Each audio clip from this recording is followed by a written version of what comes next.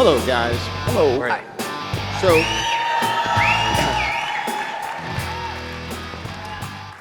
So, we were talking in our phone call prior to doing this. I'm looking for my notes. There they are. So the first question I want to ask you guys. Well, first off, let's go down and introduce yourselves real quick. So Sajik, start there and come on down to Jory. Sajik Patel, Mastery Executive Coach. Fritz Pollard, head coach for MAPS. Drew Lee, head coach for MAPS. All right. So Drew, we'll start with you. So my first question is, so what are you seeing out there? In working with your clients, what are you seeing and hearing? Uber competitive. You wrote it on page 14 as shift. It's just the amount of income isn't keeping up with the competition for it. So what we're seeing is a lot of the agents they're being assaulted from an enemy they can see in other agents and competitors and 4 agents and 5 and 12 interviewing for the same listing, and then they've got an enemy they can't see in the tech world and the 1% offers and the iBuyers. So it's just uber competitive. Like anything you've ever seen. Like anything I've ever seen, yes. Yeah. And I remember 08, and yet there's not really a catalyst that's going to do a washing of everything except what you've been talking about with the tech revolution. Yeah, that's exactly right. Fritz, how about you? What are you seeing? The inventories are definitely increasing, and I'm watching teams struggle with a product that used to move very quickly, sign in the ground, paycheck. And now it's sign in the ground, manage, possibly lose, attempt a price improvement, and then not get paid. And so that's a new world. I will say this though, after this morning's session, that set of economic charts, I'm even more concerned now that we could be sleepwalking a little bit. Mm-hmm. And tomorrow is a day we need to get ready for today. Yes, absolutely. Yeah. I believe that, absolutely. Sajik, how about you? Leverage, making sure that the bench is there. A lot of people got complacent. They fell in love with their teams and expected them to stay with them for a long period of time. And it really comes down to you never stop lead generating for talent. So, are you seeing a value issue? I'm just kind of curious, right? At the table with the buyer or a seller, is that dialogue changing at all? I'll start with you. I'm just curious. Is the value changing as far as hiring the agent, or? Yeah, when a real estate agent goes and sits down with a buyer or seller, is what we used to say in our presentations before the change and the competition that we're seeing, are we saying the same things or are we saying something different? Is something changing? If the industry is changing, if we're seeing more competition, we're seeing a changing economics, we're seeing the challenge in hiring great people. So is our value changing? Is what we say we're going to do for our money changed? Yes. Yes. Or no? I'm just yes. curious. Yes. Just curious. It is because we're so used to going in and it being fairly easy. You got your numbers and say we sold more than anybody else in the metro, or here's how much we get for your home versus everyone else. And so you're used to laying your marketing, your commissions, and everything you have to offer on the table. And what we're missing is we haven't asked the question, okay, what would it take for us to do business together today, Gary? We're not asking perfect. So if we can agree on a price and terms, then you'd be prepared to sign the listing right now. Yes? And if we're not getting to that, then we're leaving saying, okay, great, I got a wonderful feeling about that. And then we find out we never got to the root of you were interviewing 4 other agents, you were exploring this was what was really important. Well, and Gary, what you just said there is what's the value that we're providing, and I've heard you say this over and over again, is the functionary is going to get replaced. Our value is by being the fiduciary. Oh yeah. And the presentations with both the clients and also with the teammates is now where are we going to be actually the fiduciary? What value do we have as a fiduciary that's not going to replace the functionary? Yeah. Fritz, what do you think? Value with the client is obviously part of the equation. I'm seeing as much an attention to a value of the leader of that team, providing enough value for team members to stay. One, make a decision to join and then stay. And I think it's really shining a bright light on our skills as a CEO in addition to just a really good salesperson. And the good CEOs are attracting great talent and they're staying. So, okay, so that, I'm stick with you for a second. Yeah. So then what skills do you think are going to be needed in the next market, the market that's right around the corner? This may be shameless. You got to be listening to Think Like a CEO. I mean, those That's are shameless. Yeah, I'll throw it out there. I wasn't paid for that. You know, at the end of the day, we need to be looking at leaders outside our industry. We need to be looking at the books that great leaders read. We need to be doing breakfast, lunch, and dinner with people who have been there and done that and learn what they know. I mean, it's likely outside of our current industry, and I think we need to be okay with that. You know, I play a game with myself, and it's akin to what you just said, and it's kind of the game of paranoia, and that is, what would someone do to take away my business? Yeah. And I try to understand what would take it away from me, and then I write that down as my business plan. Yeah, yeah. When you've said, you know, numerous times that I've heard where, you know, if you went back into sales tomorrow, what would you do? Why take over your database? Because if you're not going to work it, then it's vulnerable. And one thing I would say, going back to fiduciary, is it's kind of a scary trend that we've noticed in the last couple of years. It's the idea that you're a fiduciary and you have phenomenal customer service and you pride yourself on it. And when you really look, a lot of the top teams, and they have great systems, they have great service, yet it ends at the transaction. And they say, well, no, we have a great customer experience, perfect, from start to finish, open house to closing. You're absolutely right. What happens in the 7 years, Gary, between that closing and the next time we talk again? Right. If you think about it, then you really are treating people like a transaction. Well, the truth is, Jay and I have this conversation, the truth is those industries or that venture capital coming into our industry that wants to grab a piece of it, believes that the gap is in the 7 years. Yeah. They believe that the 7 years is where you're all vulnerable. That's what they believe, because they believe the average agent goes from deal to deal and doesn't work from 1 to 10 years, right? They don't think that long. They're not even in business that long. So they believe that the way to steal the industry from you is in the 7-year gap. It's not at the sale. It's what you don't do and what you're unwilling to do in the 7 years. That's when they're vulnerable to be taken away from you for the next transaction. That's what makes those client events so important now more than ever, is those who are doing client events, we've seen a raise, because that's something that, you know, the competitor's not going to go out there and do a client event and build that kind of relationship. Well, no, Amazon's not coming to your home. Right. They're not going to call you, right? I dare you to try to call Google and talk to anybody, right? It's not going to happen. Netflix is not going to return your call. Even though you try, they're not going to do it, right? So that becomes your secret weapon, right? Yes, sir. Yeah. When you look at the data bank, as you've called it, historically speaking, when I survey every client, it's between 70 to 75% of our business, and yet we chase the shiny object every single day. And the gold mine is sitting in a computer somewhere. And if I could encourage anything today with everything we see, and there's so many shiny objects out there, is love that thing. It's loving you, and we're treating it like a stepchild. Yes. Yeah. Sajid, any thoughts? Yeah, I mean, it's getting back in relationship with the database, love on the database. The business is there. You don't need to spend money to go get it. It's there.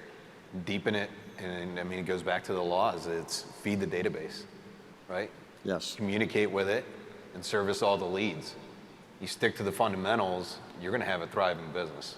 So let me throw out some topics, and whatever comes to your mind, just tell me what your thoughts are, right? Sajid, I'll start with you. So listings. So what are you observing around listings? Or what do you want to tell us today that you are observing around taking listings, helping sellers sell? So listings is the name of the game. I mean, that's where profit sits. So do what it takes to get a listing, market the heck out of it, go get additional transactions from it, and you're going to do extremely well. I mean, we've got people that are making massive amounts of profit just by focusing on listings. Yes. Yeah, that's right. Fritz? The opportunity that's right around the corner, and I think the graphs today suggested it's not here in abundance yet, but it will be, and that's the expired and the for sale by owner. We saw that start to spike last fourth quarter last year, and I would just say now's the time to sharpen the saw. Get your skills going, get ready, get your team mobilized, because for a lot of us, those were scripts we put aside for a while. In fact, the expired listing wasn't even a listing you wanted in the last 10 years. There was something wrong with it. Now it's our biggest opportunity, and as agents struggle with pricing homes, getting price reductions, those will be an opportunity for somebody. What do you think? Sellers, listings, what comes to mind? Every time you take a listing that's sellable, you've almost got to think of it going back to this is a competitive shift. That happens before the economic part. You've got to think of it as it's a twofer. I took a listing, my competitor didn't. And especially if it's sellable. And there's I think, I'm guilty of this. I think we've all done this at times. You'll see a listing, you know the price. They didn't go with that price. They went with a higher price and it didn't sell. And then, you become like cyber stalkers online. You watch it and then you watch it reduce and reduce and reduce. And then we celebrate in this kind of weird way of, yes, I was right. It was somebody else's commission at closing and, I was so right. Gary, the other thing I'd add is set the expectations with the clients. When you set the expectations up front, the clients are going to do the price improvements, right? If you're going to take an overpriced listing, just set the expectations. Hey, 2 weeks, we don't get an offer. Let's just go ahead and sign the reduction right now. Yeah, that's what I was going to say. That's skill, though. That takes skill. Yeah. And we haven't been there in a little while where you've had to bring that to the table. So put that on the list. I remember at the height of the shift, Gene Rivers was up here and he would say, I was going to the door with 2 pieces of paper, price reduction or cancellation. Either way, I wasn't going to carry a listing that wasn't going to sell. It's costing me business. I'm going to make sure that I'm selling, and he got those skills. So before, yes, expired listings will be a skill because most people won't learn how to reprice their listings. Mm-hmm. So we have to learn that first so we're not the expireds. Yeah, good point. Yeah, I think that's right. All right, Sajid, buyers. Buyers. I'm not a fan of buyers. Focus on the listings and you'll get it. Buyers is an opportunity to go get more sellers. So yeah. So when you're working with your clients and the word buyers comes up, what are you seeing?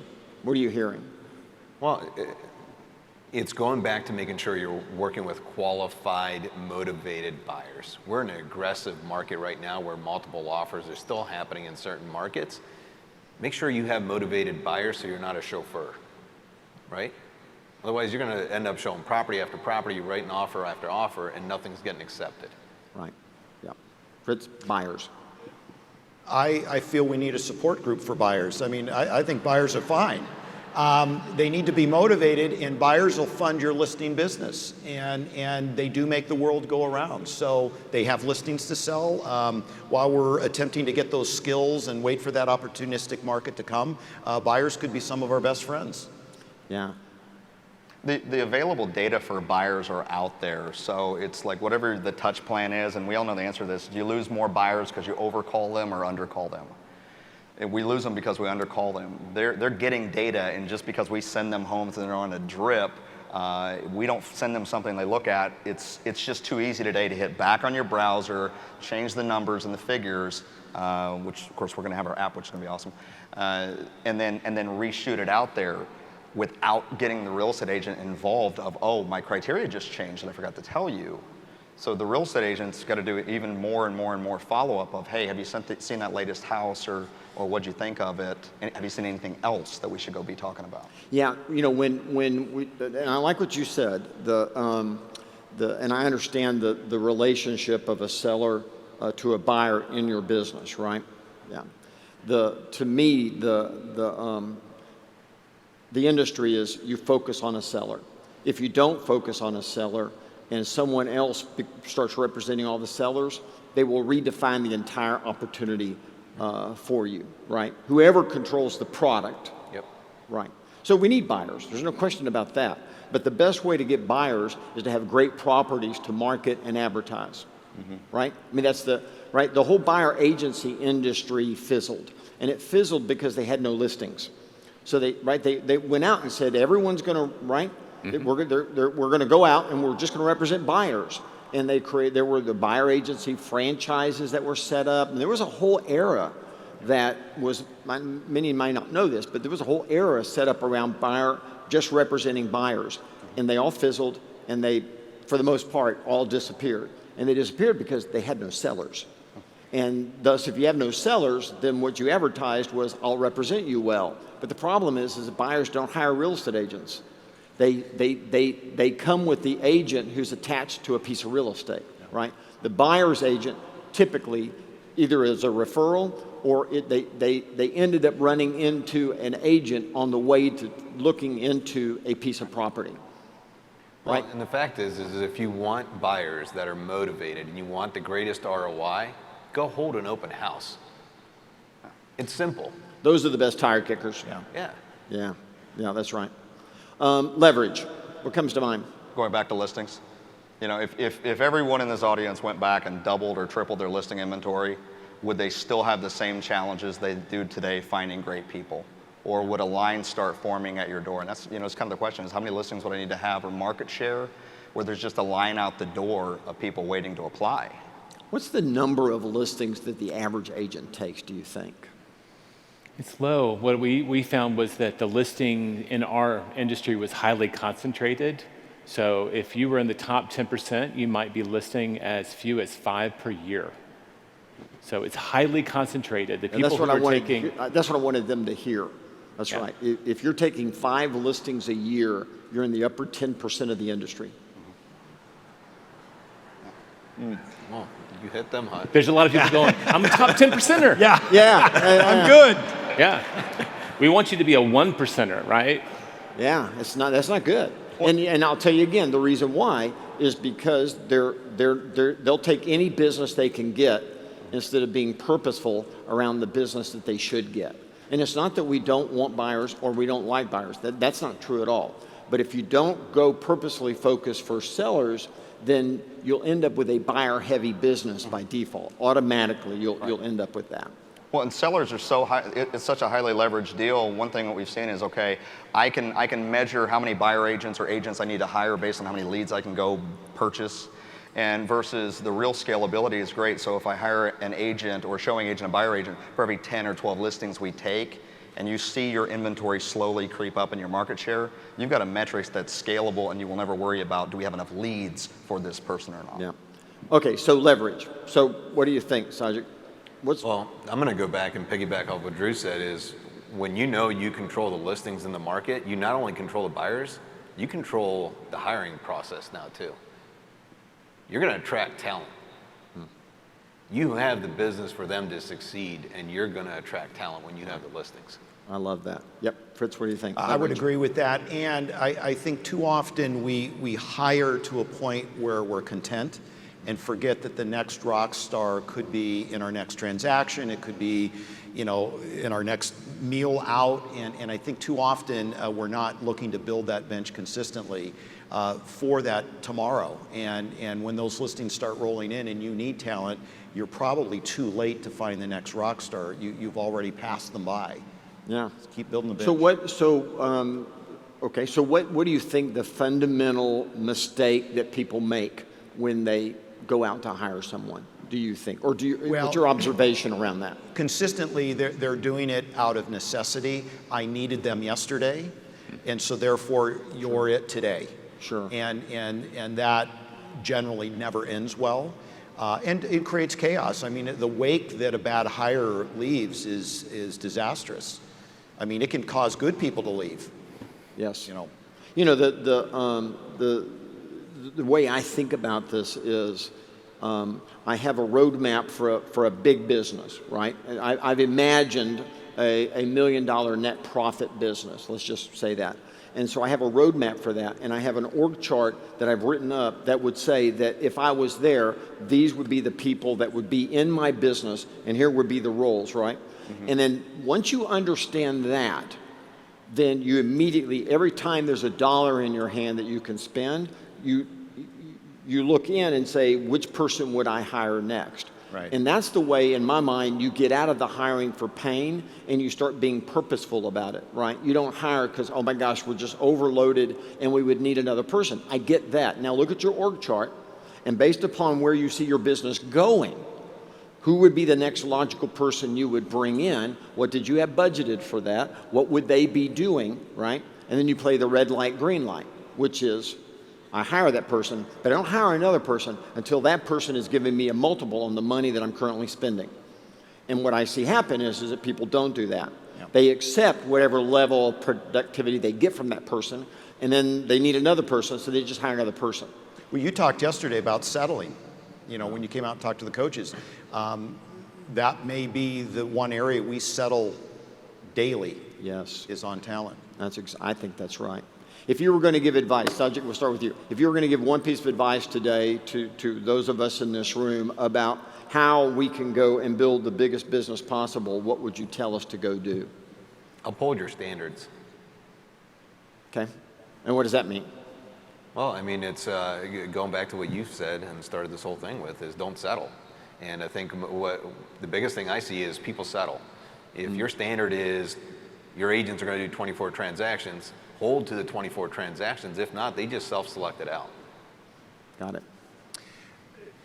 Consistently, I see potential top performers choosing to stop growing themselves, and so therefore they can't lead that next superstar tomorrow. And if I could impress on any perspective today, it's what's your growth plan, and let the rest fall into place. It's too consistent where we're good, and then now I want great people. We're not going to attract them unless we're growing. Well, you're right. Yeah. Good won't attract great. No. No, it definitely won't. All right, we'll end with you. You shared the book years ago, Top Grading. You can't top grade if you're not constantly looking for great people. Yeah. It's an impossibility, and then you put yourself at the mercy, or we end up kind of hijacked by who we have, and by its very nature, then we're in this constant conflict of, okay, well, how do I let them go when I hired them to grow the business? And it's like you could look at the person to your left and your right, and just we all know we're in a war for talent. You're looking for the same person, this person, this person, this person is. Yeah, and I believe the secret to that is when you get to the level of the way you guys are thinking, every person you meet, you ask the question, do you need to list? Do you need to buy? Do you need to be employed? Right? You look at every person through this lens of what would be the business opportunity with this person? Should they be a client of mine, or should they be in business with me? Right? And once you get in that mindset, you're good to go. Because now you're always looking. You're always looking for a client and or the potential of someone coming into business with you. Well, you can only do that when you develop a relationship, right? Yeah. When you don't look at a person as a transaction and you actually develop that relationship. Yeah, that's right. Third choice, Gary, they could also be a recruit. Well, yes, of course. Well, that would be one of the people options. That's right. Yeah, that's exactly right. All right, guys, thank you so much. Thank you so much, Gary. Yes, thank you for all you do to help so many people. We appreciate you. Yes. Thank you, sir. Great job.